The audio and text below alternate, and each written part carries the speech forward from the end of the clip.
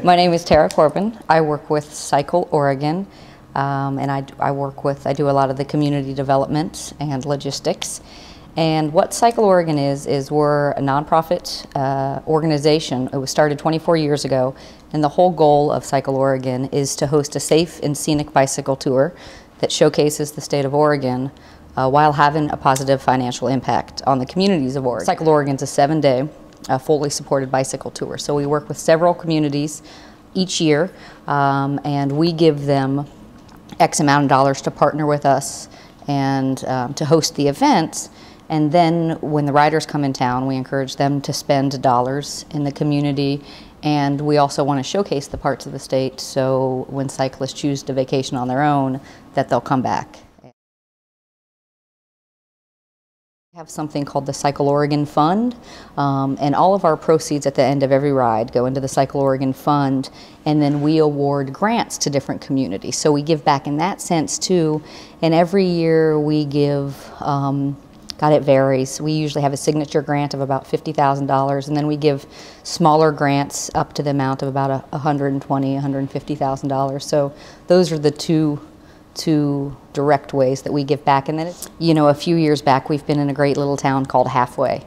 Its population, I think, like 101, and you know the fair and the fairgrounds is a big part of that community, and they had some problems and gotten some financial problems, and we you know, they raised a lot of money, and we're just a little bit short of dollars to keep it, and submitted a grant application. So we came through and funded that, which is pretty cool. You know, it's really made us. We have a great relationship with that community, and that definitely kind of was the heart of the community. We've helped restore, in Elgin, we've helped restore their opera house, which is, you know, a really vibrant, exciting part of their community.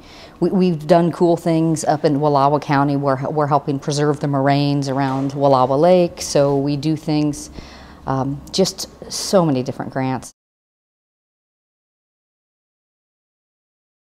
So we can, you know, kind of get them thinking, you know, oh, the possibilities are endless. And then they start to realize, and this is what I always say to communities, is you don't need to reinvent yourself. The dots are there. You just need to connect them in a sense of just have your lodging say we're bike friendly, or some restaurants say we do to-go lunch, you know, simple little tweaks. So I think they get excited by that first flux of dollars from us, and then they start thinking, hey, it's pretty easy. If we use what we have here, you know, we can really, you know, open doors for bringing more people through our community. So I think it helps them imagine bigger things. They realize they don't need an event like CycleOregon to go through if they make, you know, if they just become a bike-friendly community, essentially.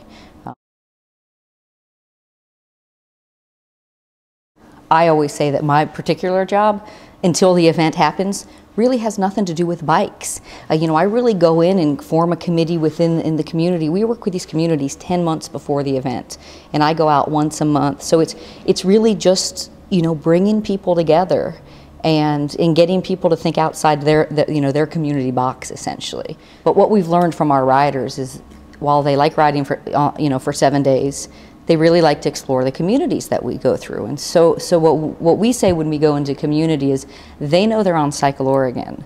We want this to be about you. And so every community does things differently, and I think that gives them that feeling of pride. And to me, that is you know, what they need to tap into is what they have and what they're proud of, and that sense of community. And because to me, that's what makes our cyclist. You know, that's the memories that they bring back from this event, are, you know, really kind of the communities and the interactions they have.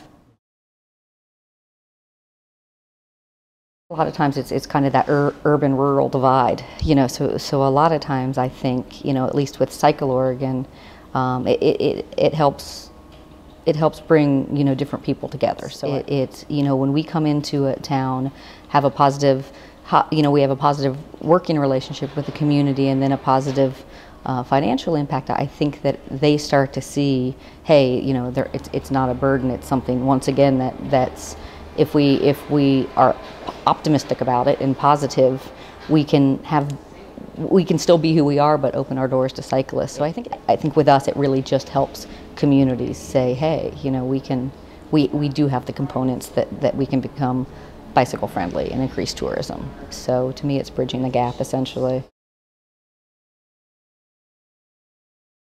I think in Oregon, that's one of the leading reasons that we're pretty, that bicycle tourism continues to grow here, is because people at, groups and communities and organizations at many different levels see this, and just working together, it's amazing how many doors that in and of itself can open.